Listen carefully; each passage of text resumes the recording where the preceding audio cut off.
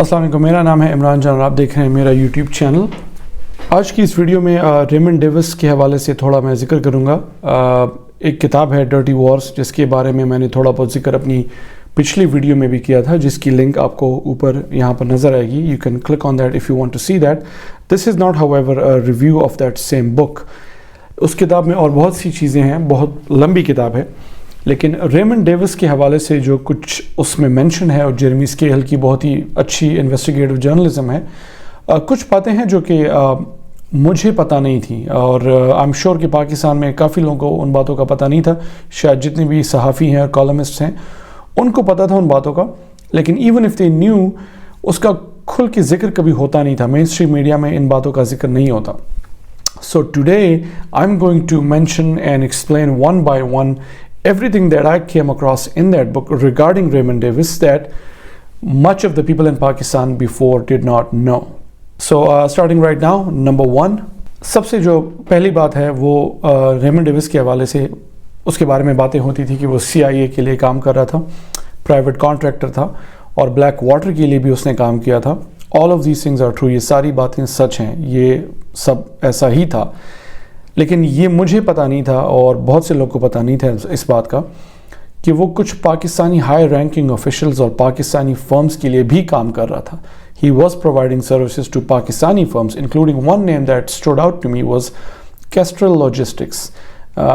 एक और कंपनी भी थी, एक आध और भी कंपनीज थी, लेकिन this one stood out to me, you know, because some very influential high-ranking officials in Pakistan, and that's about all the detail that I can go into, were involved in using services provided by Raymond Davis. Again, ये मुझे पता नहीं था कि Raymond Davis Pakistani companies और पाकिस्तानी कुछ ताकतवर लोगों के लिए भी काम कर रहा था। रेमंड डेविस के हवाले से कंस्पिरेसी थ्योरीज बहुत थी। कुछ लोग ये कह रहे थे कि उसको बिन लादेन की लोकेशन का पता चल गया था, इसलिए इतना ज़्यादा ड्रामा बना। कुछ लोगों ने कहा कि वो जो था यहाँ पर एक प्लान से आया था, यहाँ पर मतलब तालिबान और जितनी भी TTP तहरीक तालिबान पाकिस्तान और अलकायदा से लिंक्स बना रहा था ताकि पाकिस्तान में डिस्टेबलाइजेशन क्रिएट करे। That was true to some extent by the way. कई और कंस्पिरेसी थ्योरीज थी।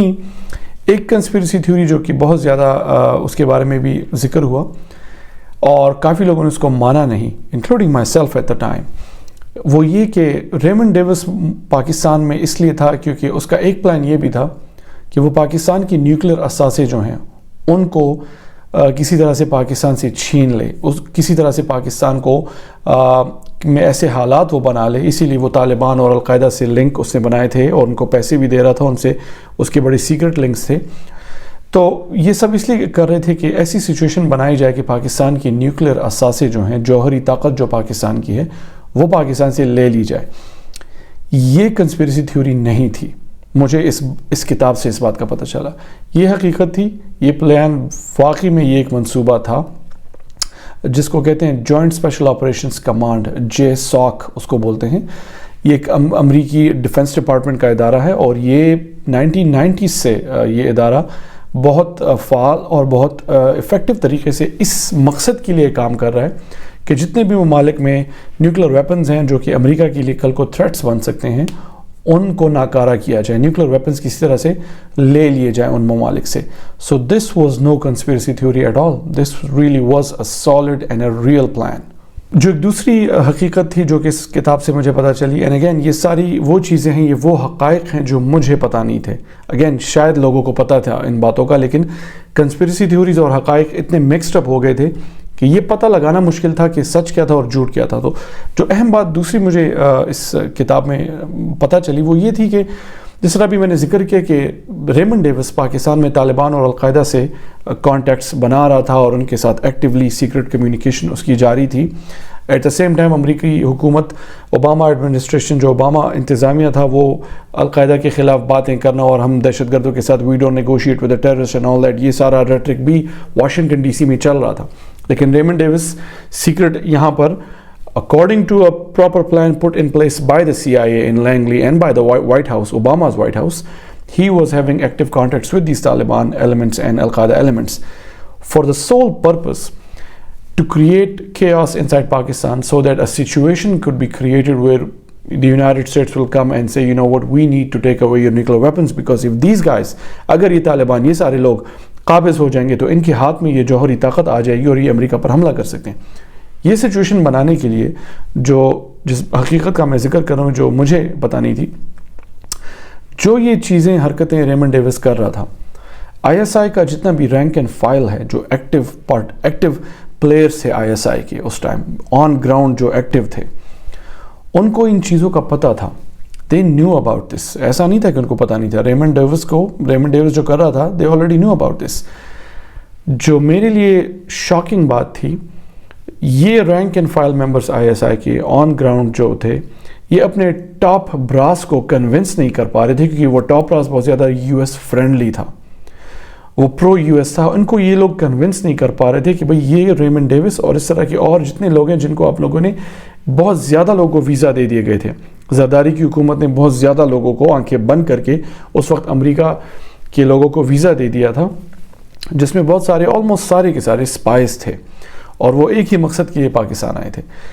तो वो कन्विंस नहीं कर पा रहे थे उस टॉप ब्रास को, top ISI, top army leadership को, कि भाई ये लोग यहाँ पर ये हरकतें कर रहे हैं। They could not convince those people to think otherwise until Raymond Davis happened. जैसा कि मैंने जिक्र भी किया था पिछली वीडियो में कि इस किताब को मैंने ख़रीदा 2013 में था, और मैंने एक बड़ी कीमत दी थी उस वक्त इस किताब को, एक बुक स्टोर से, ब्रिक एंड मोटर स्टोर से ख़रीद कर, बजाय कि मैंने अमेज़ॉन का इंतज़ार किया होता, जिससे मुझे $10 भी बचे होते, ताकि मुझे इंतज़ार ना करना पड़े और मैं ये किताब राइट अवे पढ़ना शुरू कर दूँ। That was 2013। 9.5 साल बाद ये किताब मैंने खोली और इसको मैंने पढ़ना शुरू किया इसी महीने दिसंबर 2022 में, और बहुत ही, आज भी ये किताब बहुत रेलेवेंट है। बल्कि मैं ये कहूँगा, इस किताब को लेट पढ़ना, आज पढ़ना बहुत ज़्यादा अहम है, क्योंकि जो इसमें चीज़ें हैं वो हो चुकी हैं। जो उस वक्त एक सस्पेंस था कि भाई ये क्या हो रहा है और क्या होगा और ये क्यों हुआ होगा, किसने क्या किया होगा, पीछे कहानी क्या होगी, वो सारी चीज़ें आज हो चुकी हैं, वो सारी कहानियाँ क्लियर हो चुकी हैं। आप लिटरली फ्यूचर से इसको देख रहे हैं। जो चीज़ें इस वक्त हो रही थी 2008, 2009, 2010, 2011, ये सारी चीज़ें जब हो रही थी, you are looking at it from a better perspective. You are gaining a better perspective now because you are looking from the future. आपको एक टाइम लाइन है जिसमें, जब मैं ये किताब पढ़ता हूँ और जब मैं ये 2022 में बैठ के ये किताब पढ़ रहा हूँ, तो मैं एक टाइम लाइन है जिसमें कहीं पर भी मैं इन एंड आउट कर सकता हूँ to make better sense of things, क्योंकि वो जो सारी चीज़ें हैं वो हो चुकी हैं। बल्कि बहुत से कैरेक्टर्स हैं जो कि ऑब्सोलीट हो चुके हैं, आज वो इररेलेवेंट हैं। बहुत से फैक्ट्स हैं, बहुत सी पॉलिटिकल सिचुएशंस हैं जो कि ऑब्सोलीट हैं आज, they are not relevant any more. लेकिन it gives you a better sense of things and the past is always a prologue, as से जो पहले हुआ था वो कल को भी होगा। तो अगेन बहुत सी चीज़ें हैं इस किताब में जो पब्लिकली नोन नहीं है, स्पेसिफिकली रिगार्डिंग रेमंड डेविस। एक ये भी बात थी कि रेमंड डेविस जब कोर्ट में फैसला सुनाया गया और जितने भी विक्टिम्स की फैमिली मेम्बर्स थे, शुमाइला कवल तो मर गई थी, उसका हस्बैंड भी मर गया था, और जितने और जो 2 और लोग मरे थे और उनकी जो फैमिली मेम्बर्स थी, जिन्होंने साफ कहा था कि हम पैसे वैसे नहीं लेंगे, ब्लड मनी, हमें प्रोसिक्यूशन चाहिए, हमें रेमंड डेविस को सज़ा चाहिए। और शुमाइला कवल जो कि उसने जहर खा के ख़ुदकुशी कर ली, और ख़ुदकुशी और मरने से पहले उसने आखिरी वीडियो भी यही बनाई थी अपनी डेथ बेड पे कि मुझे पैसे और कुछ नहीं चाहिए, मेरे हस्बैंड के कातलों को आप लोगों ने सज़ा देनी है। उन सब लोगों को हम सब हमें पता है क्या हुआ। उनको फोर्स किया गया, उनको डराया धमकाया गया, और कोर्ट में उनका कंसेंट, दियत के रास्ते उनको ब्लड मनी दे के, दियत का इस्लाम में जो एक कॉन्सेप्ट है, एक आइडिया है, उसके ज़रिए ज़बरदस्ती उनको कन्विंस करा के, ब्लड मनी दे दिला के रेमंड डेविस को माफ़ी दिलाई गई, और उनके मुंह से हाँ निकाल दिया गया कोर्ट में। एवरीवन नो कि क्या हुआ है। तो जो दिलचस्प बात है, पाकिस्तान में तो लोग बड़े अपसेट थे। रेमंड डेविस की आंखों से भी आंसू निकले थे when he was leaving the court, tears were streaming down his face. I did not know that again, क्योंकि उसको भी पता था कि ये कितना जुल्म हुआ है। तो ओबामा इंतज़ामिया ने कदम कदम पर झूठ बोला। पहले कहा वो हमारा डिप्लोमेट है, सबको पता था कि वो डिप्लोमेट नहीं है, वो एक स्पाई था, वो एक प्राइवेट कॉन्ट्रैक्टर था। डिप्लोमेट का लफ्ज़ इसलिए यूज़ किया क्योंकि डिप्लोमेट्स को सफ़ीर जितने होते हैं उनको इम्यूनिटी हासिल होती है, وہاں جس ملک میں وہ جاتے ہیں وہاں کے لوکل قوانین سے وہ بچے رہتے ہیں کوئی بھی اگر کرائم ہو جائے، انلیس کی کوئی گریو کرائم ہو. تو بہرحال پاکستان میں قانون ایجاد بھی ہوتا ہے اور قانون کو ٹوسٹ بھی کیا جاتا ہے. طاقتور کے لیے ایک قانون اور کمزور کے لیے، سب جتنے بھی غریب اور کمزور ہیں ان کے لیے کوئی اور قانون ہوتا ہے. جو کتاب میں ہے وہ صرف کمزوروں کے لیے ہے. تو ریمنڈ ڈیوس کو رہائی مل گئی، وہ چلا گیا، اسی دن وہ چلا گیا واپس امریکہ. تو اور انصاف کا خوب مذاق اڑا اس ملک میں، لیکن ایون خود ریمنڈ ڈیوس کو بھی افسوس تھا کہ ہی نیو کہ یہ کیا ہو رہا ہے.